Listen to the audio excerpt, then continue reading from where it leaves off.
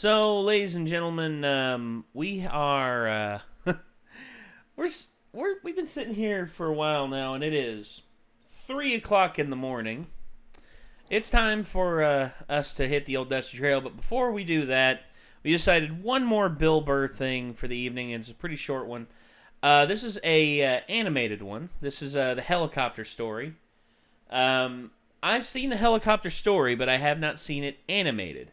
You see, I like when they do comedian stories and they do animated versions of it, because I think it adds a whole new level to it. To me, it's some of the funniest shit. One of my favorite things, actually, that I just remembered because of that was it wasn't a new animation, but someone took Pablo Francisco's stuff and put it to scenes from Naruto. Yeah, I remember that AMD comedian. Yeah, it's fucking hilarious. I forgot about Pablo. Yeah, Pablo Francisco, dude, for a while, he was like big, huge, the little tortilla boy. Yeah. I remember when they did that, and also they did Dane Cook. They also did Dave Chappelle. The one that got me was when Dave Chappelle AMV comedians for Naruto was him just being like, you ever see a Pepe Le Pew cartoon? I was like, showing it to my nephew, and he was just like, I was like, oh yeah, it's Pepe Le Pew right here. You better watch this guy. He's pretty funny.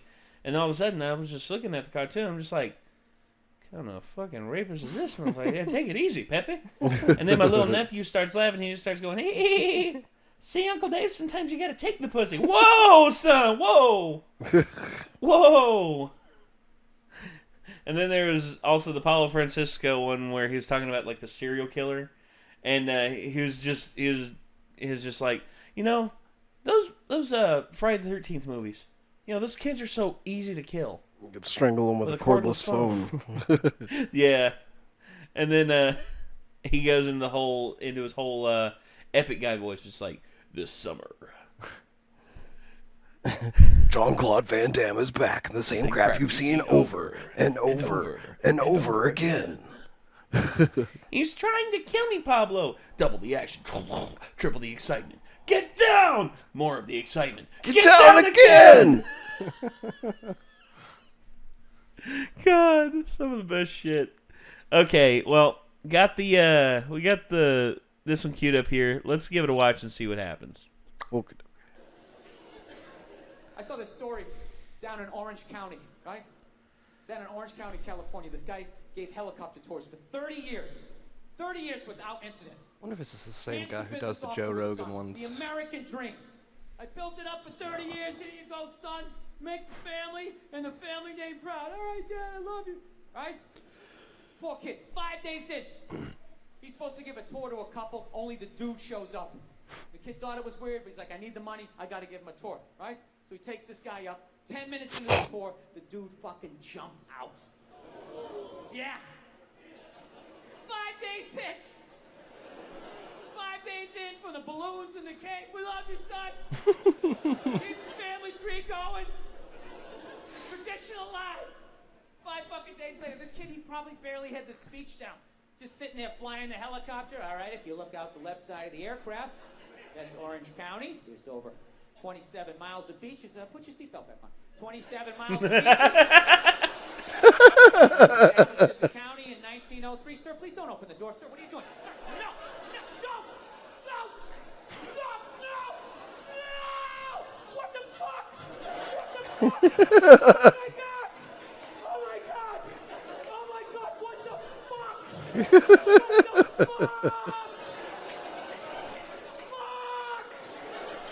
Air traffic control. I don't know who's on this frequency, but you really need some kind of fucking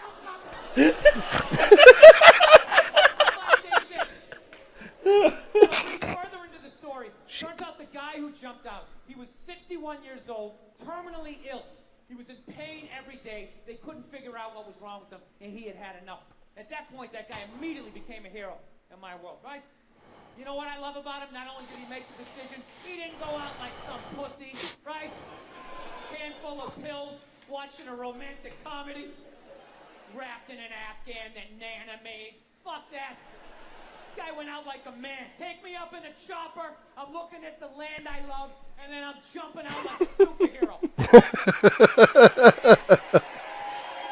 It's a good point. This guy should have been wearing a fucking cape. I can't imagine how elated he must have been on that helicopter ride up after finally, just taking back control of his life. Like, fuck you, disease. I decide. Ripping tubes out, gets a burger, shotguns a beer, take me up in the chop. He probably had his fucking foot on the dashboard. He's not even listening to this guy giving the tour, right? Over 27 miles of beaches. Put your seatbelt back on. Established as a county in 1903. Sir, please don't try to open the door. Don't.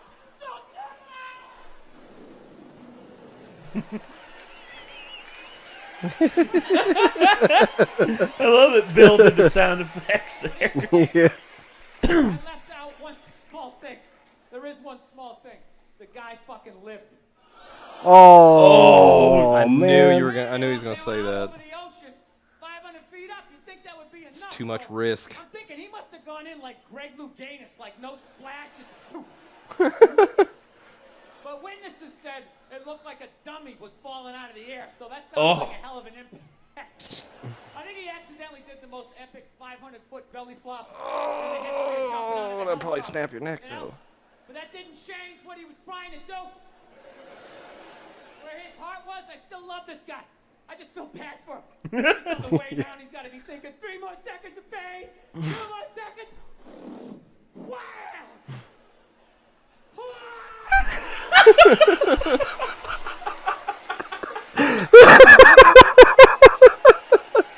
Oh my God, this is worse!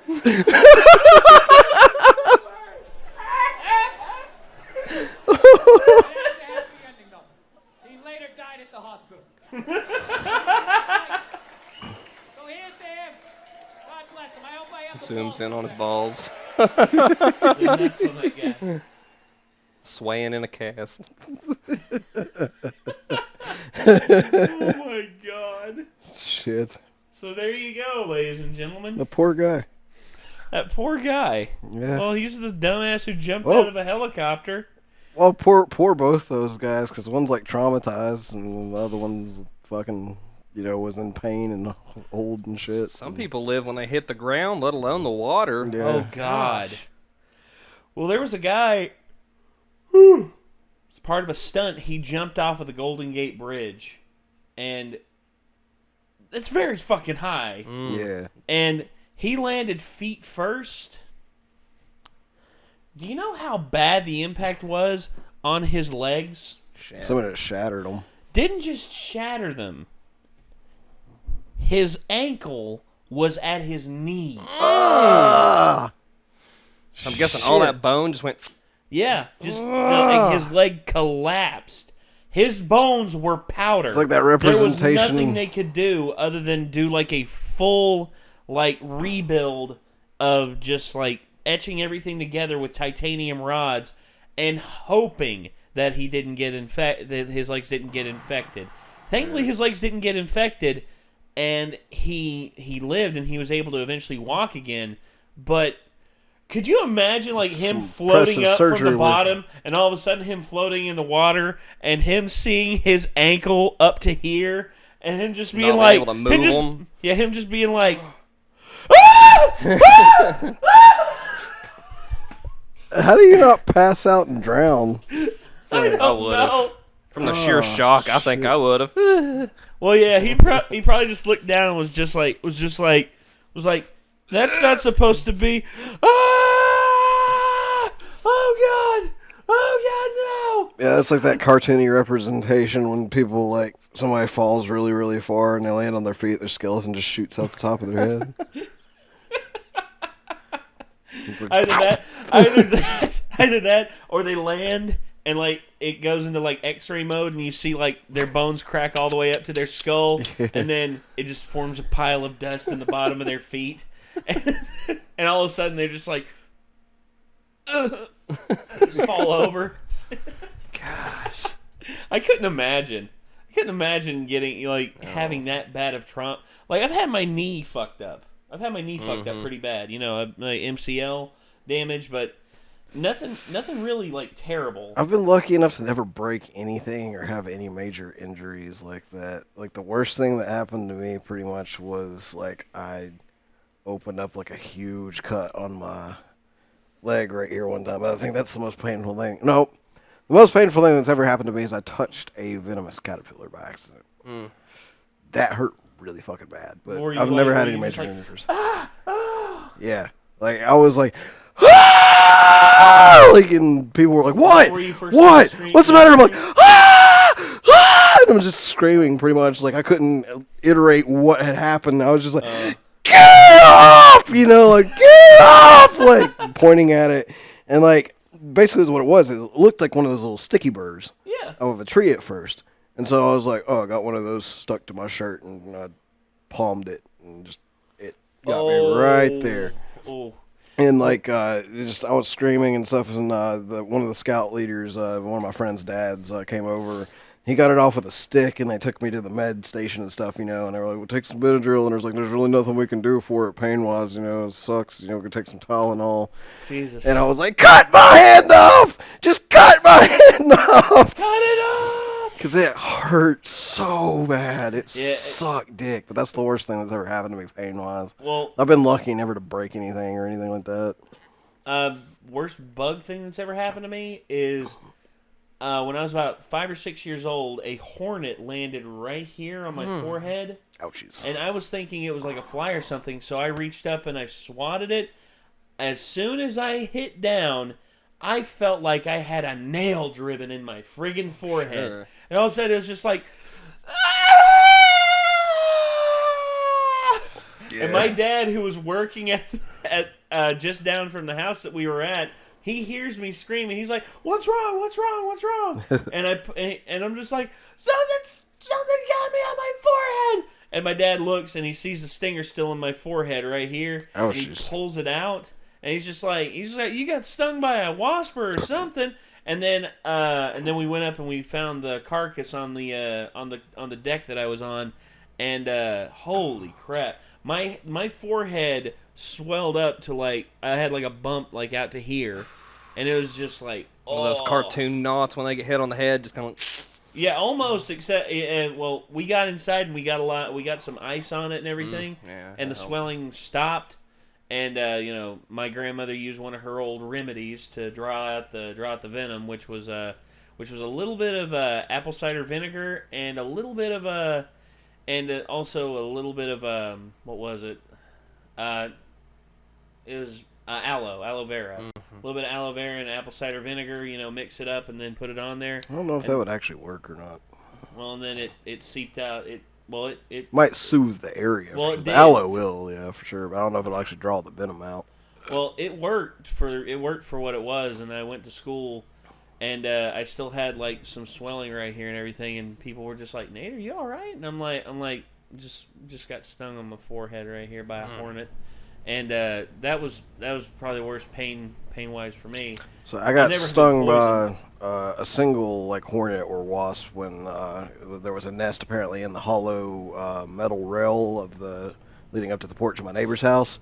She had forgot to tell us about it, and I was just walking around, and I put my hand on it, and apparently there was one right on the other side, and so I squished him with my hand, and he got me right in the palm of the hand, and I was like, "Ha ha!" And then I actually had a wasp crawl into my shorts in choir practice at church, and it got me quite a few times before like I realized something was wrong and went to the restroom and like had to basically like de-pants myself and see that there was a wasp on my leg. I'm like, "Ah!" And, I like it was the thing where I was like, what the kind of thing. It was like I didn't know what was happening, and so when I didn't know what it was, it didn't register as being as bad as you normally associate a wasp sting or something like that with being. And then once I realized what it was, I just started crying and freaking out about it. And I don't actually remember it being that painful, but I can definitely tell you I remember the hand sting of the hornet, and it doesn't even come close to that fucking caterpillar, man. No. I'm not comparing or anything. I'm just I'm just saying, like, just for a comparison to people of how bad that does hurt. Well, I if you've ever been stung by a from Brave Wilderness, yeah, and, like the bullet ant and the and like several of the other ones that he's done. Well, and holy. Yeah, and then he'll tell you like with certain things, he's like, yeah, I'm not like you're like, oh, are you gonna get stung by that? And he's like, no, I'm not. And it's like because there's certain things that aren't on that sting pain index because that's like single stings. Like, and the bullet ant is supposed to be, like the highest one that was registered, but now he's saying probably the executioner wasp is higher. But there's a whole thing with that, and everybody's really pissed off because he's charging for a Blu-ray to get that video now when he's had it recorded since last year, and it's not releasing on his channel till December, and everybody's kind of like, oh, sold the fuck out, But yeah, you're goddamn right. Yeah. I mean, honestly, if it's his choice how he wants to run his channel. Yeah. I mean, he's provided tons and tons of free content for people to enjoy, and if he wants to charge for his pain, I mean, honestly, nobody complained when the Jackass guys made movies. Nobody complained about that. Nobody complained. I think everybody was mostly mad because they were like, it's an old, outdated format. At least offer it digitally, or something like that. But I don't know. Honestly, I think it depends on the business decisions of the individual. I mean, it's just like us doing some stuff on Patreon and everything. The reason why we do some stuff on Patreon the way we do it is because of the risk that's behind it. The risk that's behind some of the stuff that we react to is there, and it's real, and it sucks. It sucks whenever we get slapped with a copyright strike or a claim or anything like that. Yeah. But the way we're able to nobody gives a shit about Blind Wave doing it for the way they've done it for years, and they make over $30,000 a year just off Patreon alone. Do you think? I mean, I see that stuff, and I'm just like, holy crap. These guys make bank. These guys are killing it, and that's one reason why I'm excited about this prospect of there's some stuff going on right now, guys, for the channel, and I'm excited for the future because here's hoping, fingers freaking crossed, that eventually we will be able to do more stuff like that, and not only that, but we'll be able to do stuff at a higher quality, and we'll be able to provide more shows and stuff for y'all. So, I hope y'all are excited for that. And, well... Oh, yeah, what I was going to say, though, is basically, like, there's certain things that he won't get stung by, and I think at some point he said there was a caterpillar, and he's like, nope, not touching this, because that's going to hurt real bad. Like, he said that about centipedes at one point, and then I think he went back on it, and he was like, I'm going to let a centipede bite me to face my own fear, And he ended up regretting it. It was like one of those things where it's like he had left the camera on to show the full pain of like everything that he'd been stung by so far. But with the centipede, he was like, cut the fucking camera. Like he was in bad shape after he let the thing bite him. Damn. So apparently they're real bad. But they don't put those on the same index with like bullet ants and stuff like that. So there's a chance that they're on like a whole different level from stings. Yeah, yeah. Well, I think the caterpillars kind of fall into that. They could actually be on a different level from stings because it's still a sting, but it's not a single sting. You get a lot of different stings at the same time when you accidentally touch one like I did because I counted the little dots on my hand, and there were at least like 32 or so. Sheesh. So it was crazy. Well, I see stuff like that, and I see stuff like, what's it called? Like, the poisonous frogs and stuff like that. Like, there's a frog in the middle of the Amazon rainforest that if you touch its bare back with your bare hand and you don't seek medical attention within the next 15 to 20 minutes, you can die from dead. Yep. That, to me, scares the ever-loving shit out of me. There's also a caterpillar down there. It's somewhere in South America. I can't remember if it's Amazon or if it's like just somewhere in Brazil or something, but that caterpillar actually has a type of venom that will cause you to bleed out of all of your orifices. Oh God! Okay, this is you'll bleed out of your eyes and your pores and your ears and everywhere. God, that's okay. We're gonna. I was like, that's a scary ass caterpillar. we're gonna end it here, ladies and gentlemen. This has been nightmares for you. Yeah, this has been an engaging video, and we hope that you all have enjoyed what you've seen here. And I guess until next time, signing off. I'm Nate. Just again, I thought about it, and I was like, how did we get from Bill Burr telling a helicopter story to fucking caterpillars that make you bleed out of your orifices? Anyways, I guess ways to die. Late night. Yeah, I guess. I don't know. Late night. We're tired. It's late. Yep. So, If you all want Later, to, guys. I'm Nate. This is Nick. This is Andrew, and we will see you all in the next one. If you want to see more Bill Burr, as always, link in the description down below to the original video. It is on Bill Burr's official YouTube channel, so check that out. And we'll see you in the next one, everybody. A peace out.